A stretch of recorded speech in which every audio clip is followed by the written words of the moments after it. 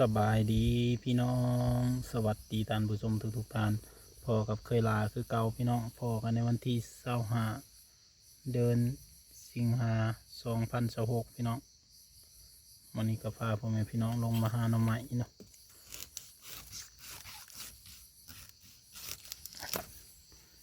กำลังงามๆด้วยหน่อไม้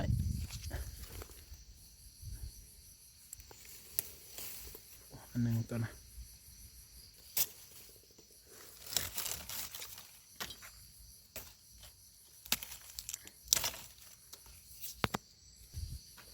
พร้อมอันหนึ่ง3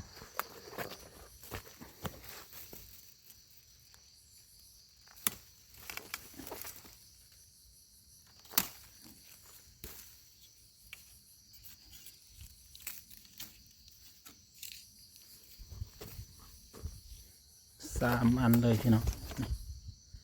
ได้3 อันปะฝากกดไลค์กดแชร์เป็นกำลังใจให้นี่เด้อพี่น้องเด้อ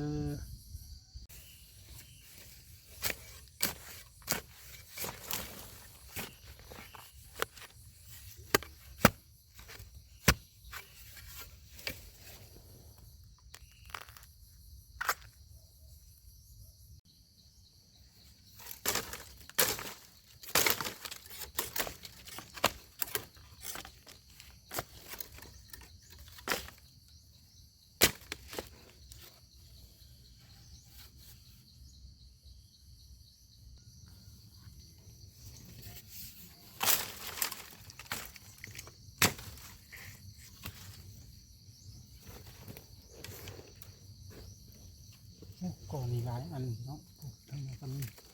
เนี่ย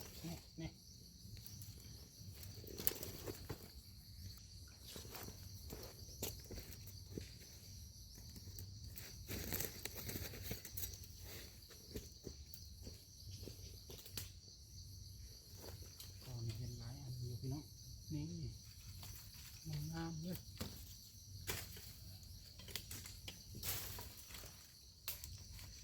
นี่โทษ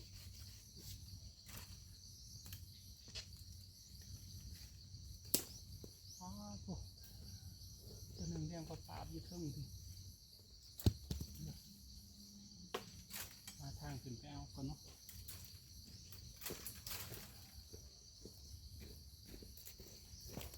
นี่พี่น้องนี่ตัวนี้แดงเลยนี่บักใหญ่นี่แดงใหญ่ๆเลยเวลาเขาสิลองมนขึ้นนี่แหละบ่มนก็สิซับเอาเนาะให้มันตกลุมแล้วก็ลงไปเอาอยู่ลุม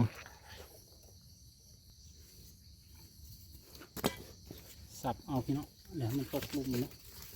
ขึ้นไปคาโกไผ่ด้วย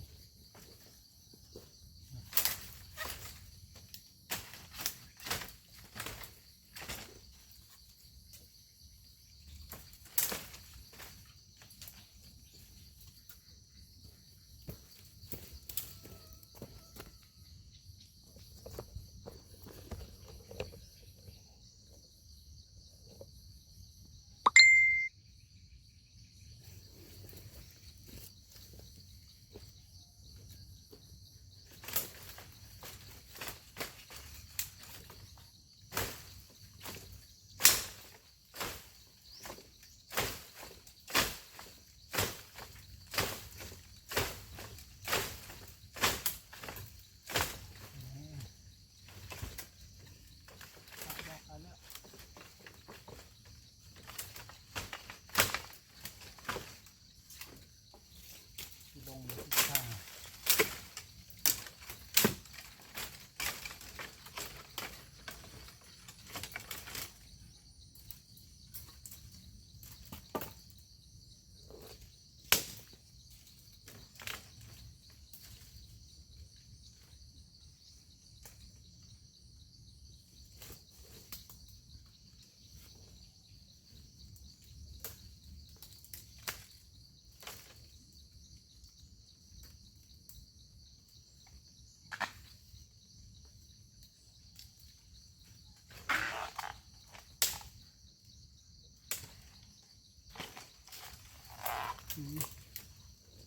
ได้มาเลยพี่น้องนี่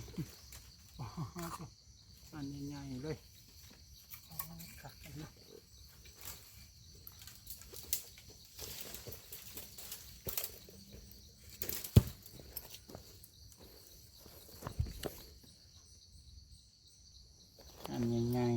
น้องอ๋อตุ๊โอ้คักเลยใหญ่ๆเลยสมมาก่อนงานนี้มันสิเป็นนั่นนี่แล้วเนาะมันเป็นแหนงใหญ่หน่อใหญ่มันสิกลายเป็นไม้เลยคันนี้เอาไปเผาไว้กินแบบเนี่ยมันอึด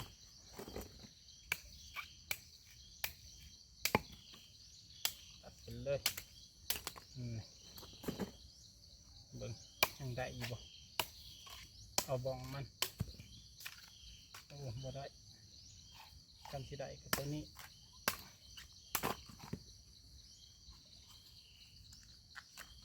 ได้อยู่ตัวนี้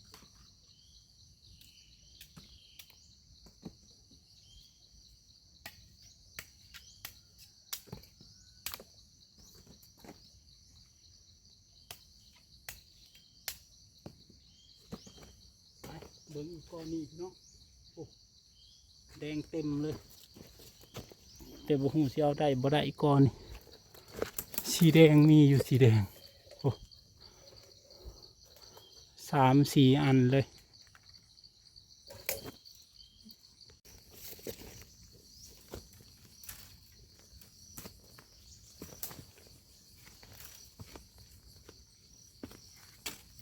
นางขาวเนาะ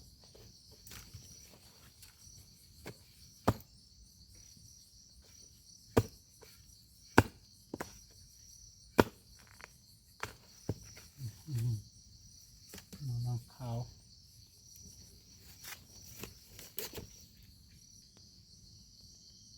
องุ่นป่าพี่น้องช่วงนี้กำลังเป็นร้ายองุ่นป่านี่สุกเลยได้ตัวนี้จนเน่าศิลามขึ้นตามเครือเลยพวกองุ่นป่าเนาะพี่แต่ทางบ้านเฮาบ่ค่อยนิยมกินกันปานใดเต็มเลย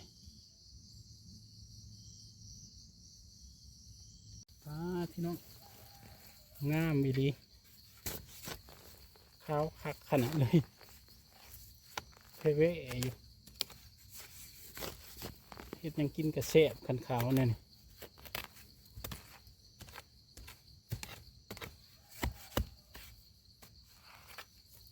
แกงกระแสบต้มกระแสบเป็นอะไรกระแสบพอดีไม้มาลัด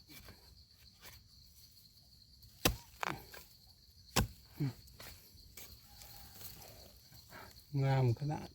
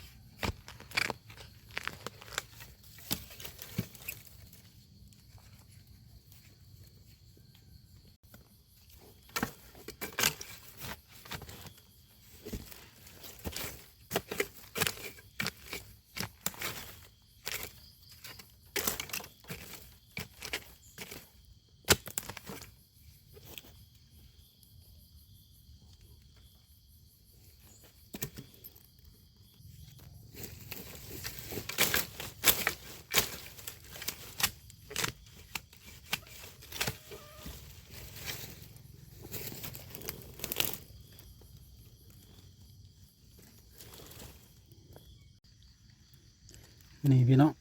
ผลงานเฮาเอาพอได้แกงเนาะถือว่าได้แกงหม้อใหญ่อยู่หลายเติบปะเมื่อพี่น้องรอเบิ่งเห็ดรอเมื่อผลกระตกตอนนี้รอหาเห็ดกับบ่เห็นพี่น้องเลย สอดมาฮอดโรงเรียนประถมน้ำมงเมืองไซปูทองแขวงสวรรณเขตเนาะรอหาก็บ่เห็นเฮ็ดก็ได้มีแต่ฝนสิตกลงมาฝนกำลัง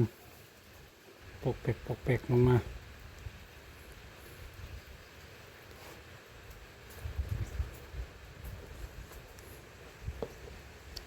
ลูกชายอยู่ในกระตูบนะเนาะ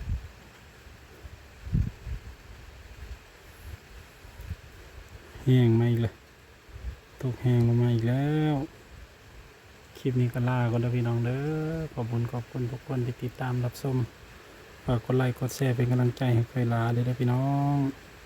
พบกันใหม่คลิปหน้าสบายดี